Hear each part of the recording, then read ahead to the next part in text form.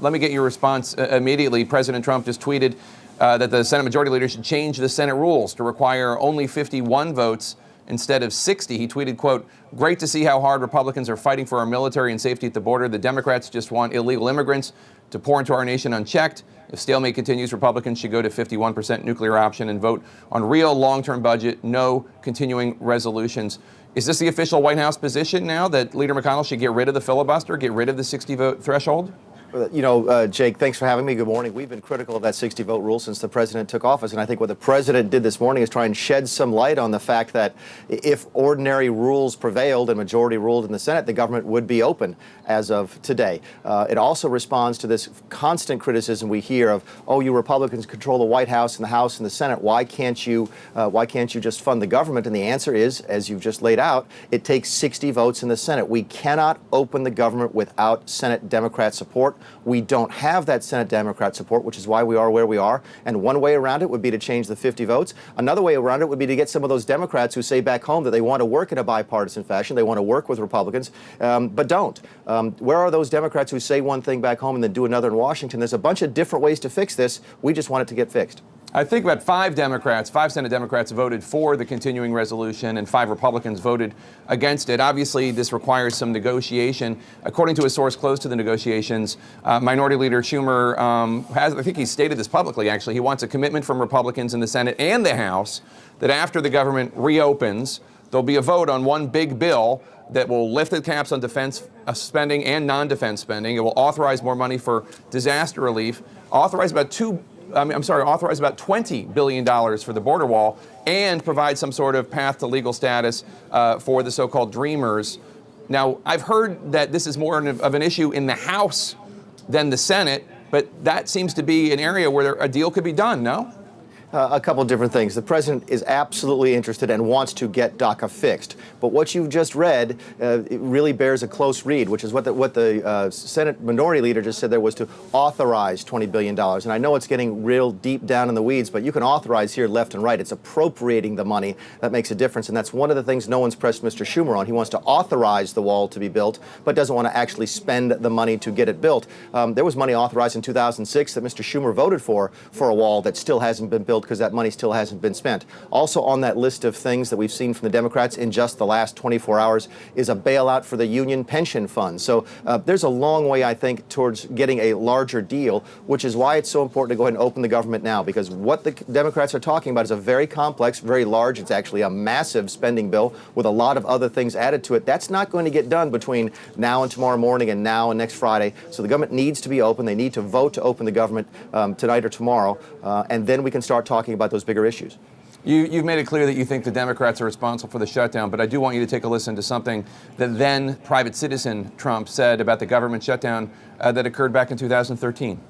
Problems start from the top, and they have to get solved from the top, and the president's the leader, and he's got to get everybody in a room, and he's got to lead. In 25 years and 50 years and 100 years from now, when the government is, when they talk about the government shutdown, they're going to be talking about the president of the United States. Who was the president at that time? Mm-hmm. They're not going to be talking who the head of the House was, the head of the Senate.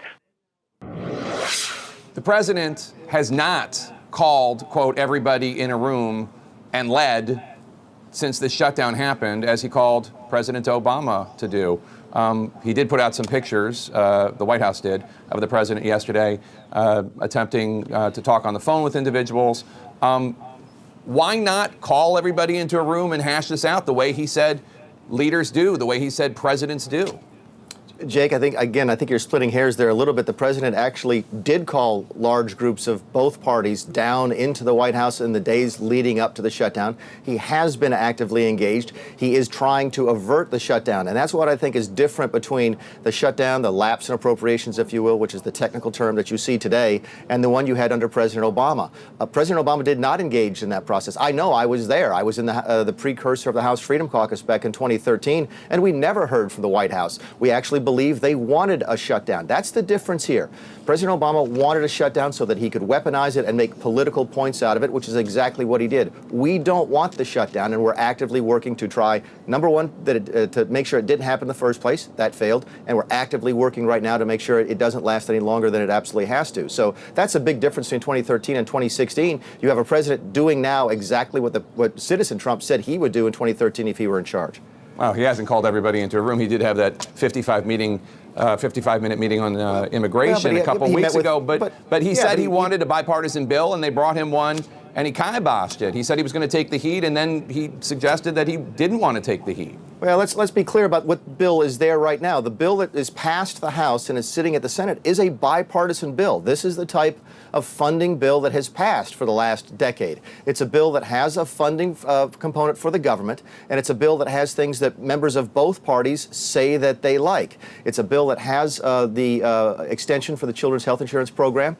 It has the delay to the various Obamacare taxes, including the Cadillac tax that the Democrats want delayed. It is a bipartisan bill. It's a bill that the Democrats are opposing, even though they don't oppose what is in it. That's what's different here. I had no idea that the Democrats in the Senate were this dysfunctional. Believe me, I know Washington is dysfunctional. I've been here almost 10 years now. I had no idea it had gotten that bad with Democrats in the Senate. So, Director Mulvaney, you used to be Congressman Mulvaney, and you're not going to get out of here without one more clip from 2013. Take a listen to yourself when you were a congressman supporting the 2013 government shutdown. John Boehner said yesterday that we fought the good fight, but we just didn't win. Was the fight worth it? It was. I mean, anytime you fight for something you really believe in and something you think is important, then the fight is going to be worth it. If you stand up for what you believe in, I think you'll always end up on the right side of things. Aren't the Democrats doing just that?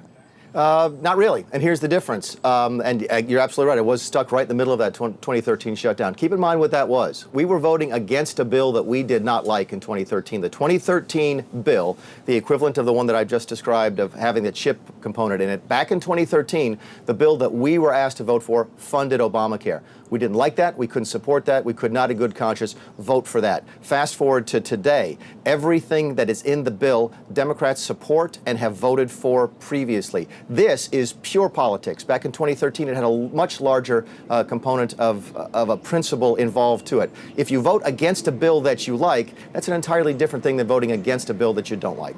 All right, Director Mulvaney, we'll have to leave it there. Thank you so much for your time, sir, and good luck with this mess.